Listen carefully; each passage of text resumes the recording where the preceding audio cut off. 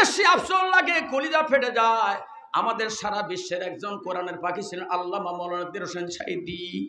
কি অপরাধ করেছিলেন? কোনো অপরাধ নাই, কোনো অন্যায় নাই।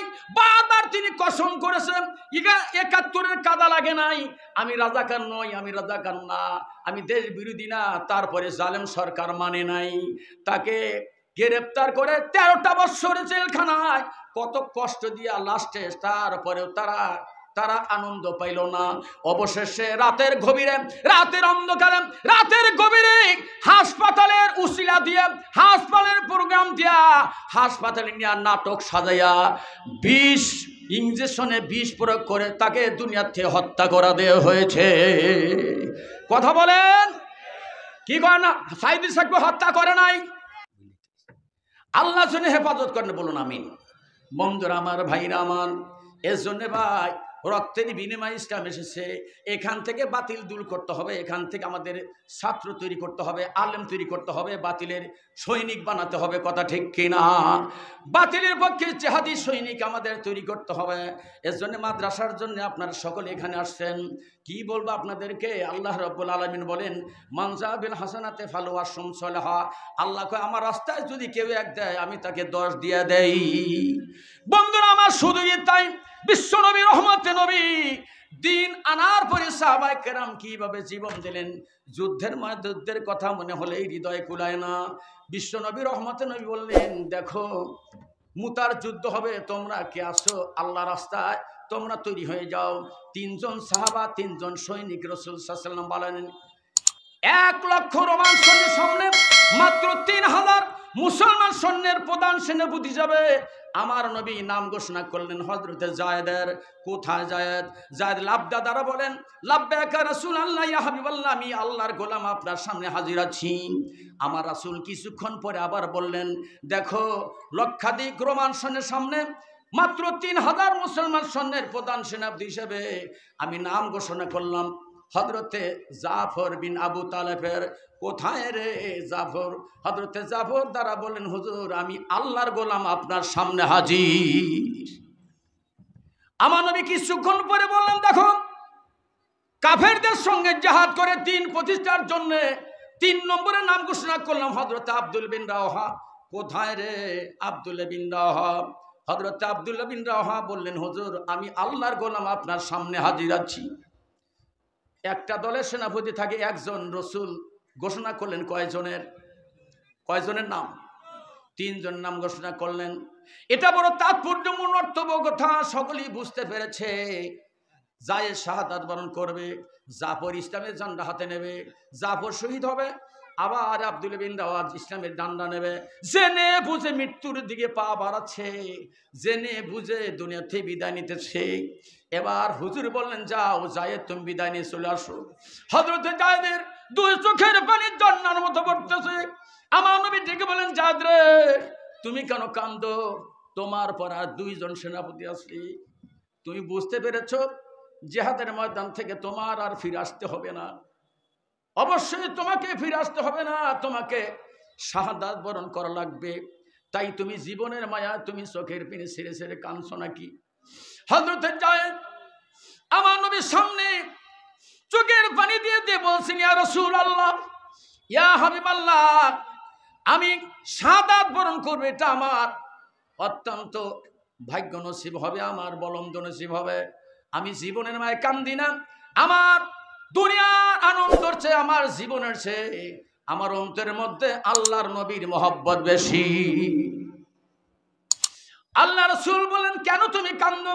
যায়েদ বলছেন, হুজুর আপনি যখন বিদায়ের কথা বলেছেন তখনই আমার মায়ের কথা মনে হয়ে গেছে, আমার বাবার কথা মনে হয়ে গেছে।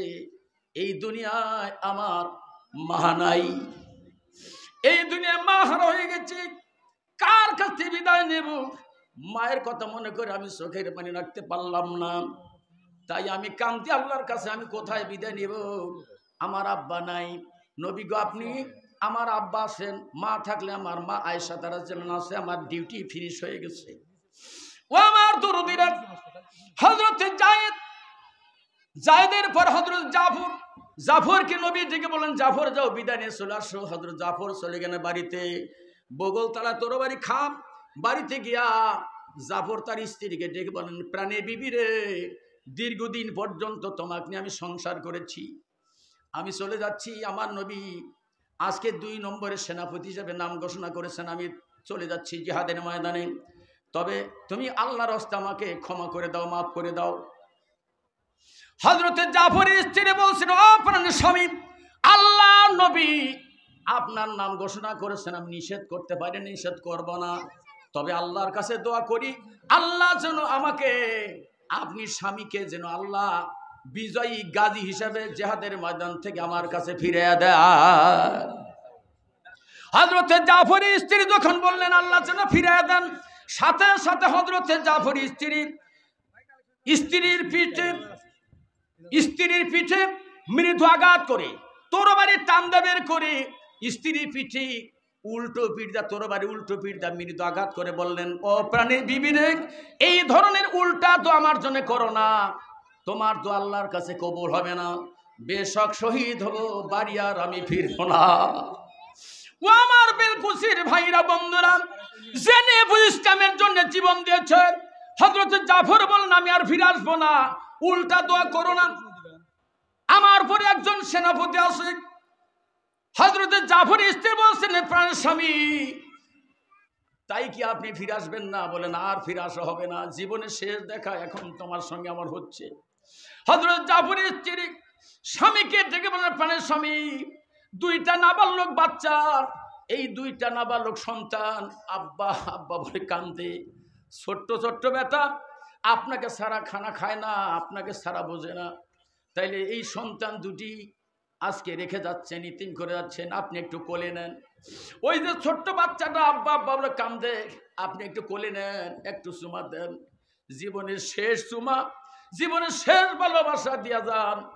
হযরতে জাফর রাদিয়াল্লাহু তাআলা আনহু স্ত্রীকে বলছেন, প্রাণের বিবি, এই মুহূর্তে আমি আমার কলিজার টুকরা সন্তান আমি কোলে নিতে পারবো না, আমি বুকে নিতে পারবো না, চুমা দিতে পারবো না, যেহেতু সন্তান যদি আমি কোলে নেই, বুকে নেই, চুমো যদি দেই, আমার অন্তরের মধ্যে সন্তানের মায়া বেশি হতে পারে, আমার বেটা বেটির মায়া বেশি হতে পারে, এই জন্যই কোলে নিব না, যেহেতু আমার অন্তরের মধ্যে সন্তানের চেয়ে, তোমার চেয়ে, আমার জীবনের চেয়ে নবীর মহব্বত বেশি।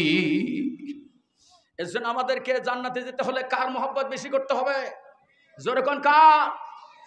জীবন বাজি করে তিনি চলে গেলেন, পেছনে পেছনে সন্তান 2টা আব্বা আব্বা বলে কাঁদতেছিল। হযরতে জাফর একটিবারের ধরে পিছনের দিকে তাকালেন না। স্ত্রী ডেকে বলছেন, প্রাণের স্বামী, একটাবার একটু তাকায় দেখেন, তাকালেন না। এর মানে কি, দিনের জন্য তারা জীবন দিয়েছেন, এইভাবে মহব্বত করেছেন, আমাদের তাই করা লাগবে। সময় স্বল্পতার কারণে হাদিসটা শেষ করতে পারলাম না, বিদায় ক্ষমা সুন্দর দৃষ্টি কামনা করছি। কত দিছে? ওই যে আমার ভাই এই মাদ্রাসার পিছনে কত শ্রম, অর্থ, সময়, হ্যাঁ, ও মাদ্রাসার সভাপতি, আর আমার ভাই আব্দুল সামাদ মল্লিক এই মাদ্রাসার সভাপতি, আমার ভাইজান।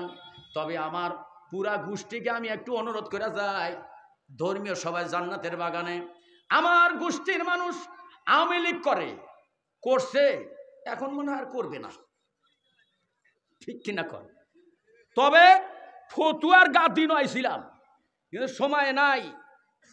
এই যারাই এই বুদির সম্পর্ক একজনে করছে এক কাফের সাথে, তার সাথে যে সম্পর্ক আত্মীয় করছে, ওর সঙ্গে যার সম্পর্ক থাকবে, মুসলমান থেকে বাতিল, মুসলমান থেকে খারিজ।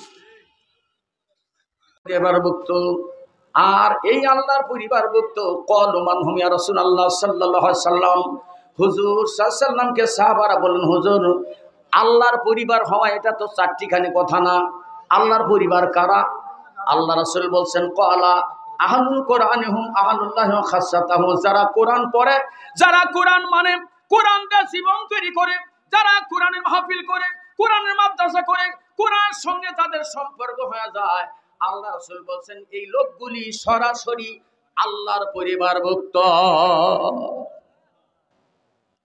বন্ধুরা আমার, ভাইরা আমার, ইসলাম সহজ আসে নাই, ইসলাম এমনি আসে নাই, ইসলাম আসে বদরের মাধ্যমে, ইসলাম এসেছে খন্দকের মাধ্যমে, ইসলাম এসেছে উহুদের যুদ্ধের মাধ্যমে, ইসলাম এসেছে রক্তের বিনিময়, ইসলাম এসেছে জানির বিনিময়।